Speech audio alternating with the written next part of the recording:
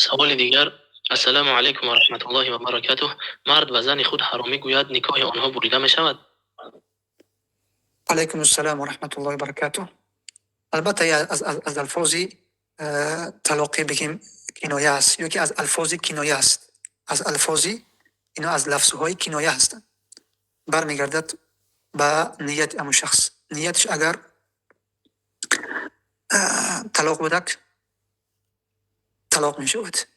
چون که در مغنی ابن قدامه و همچنین از امام احمد حنبل رحمه الله نقل است که برمیگردد به نیت انسان. اگر نیتش زهار بود، چون بعض از علما میگن این زهار کرد. زهار همین است که یک نفر همسرش را میگه که تو به مثل مادری من هستی، تو به مثل مادری من هستی، و این میگن چی؟ زهار.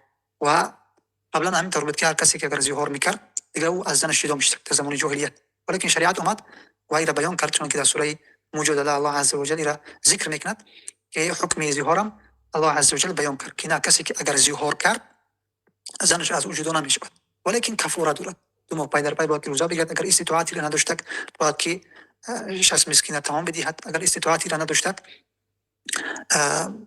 چکار میکرد؟ یعنی که غلامی را آزاد میکند. در اوجا آمدگی هست، بیان کردگی است. یعنی میگن زهار. بعض از علما اگر همین ذکر میکنه که یک نفر به زنش گفت که انت حرامی، این یا که انت حرام علیه، یک نفر به زنش گفت که تو حرام هستی بر من، این بعض از علما زهار میگن. و بعض از علما میگن که برمیگرده به نیت انسان. و بعض از علما میگن که نه، این زهار نیست، بلکه کفارش این امو کفاره امو قسم است، که کسی اگر که قسم خورد و یکی قسمش را شکست، کفاره قسم چی است؟ همون است که 10 نفر از مسکین را تمام میدهد، تمام متوسط، یا اونها را لباس میپوشاند، یا اینکه 3 روز روزه میگیرد. ولی پس برمیگردد به نیت انسان که اگر نیتش طلاق بود، طلاق میشود یک طلاق.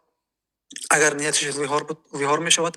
اگر نیتش هیچ یک از اینها نبود، پس این همون کفارش کفاره قسم است که 10 مسکین را تمام میدهد، یا اونها را لباس میپوشاند، یا اینکه غلامی را آزاد میکرد، یا اینکه 3 روز کار میکرد، روزه میگیرد. بله.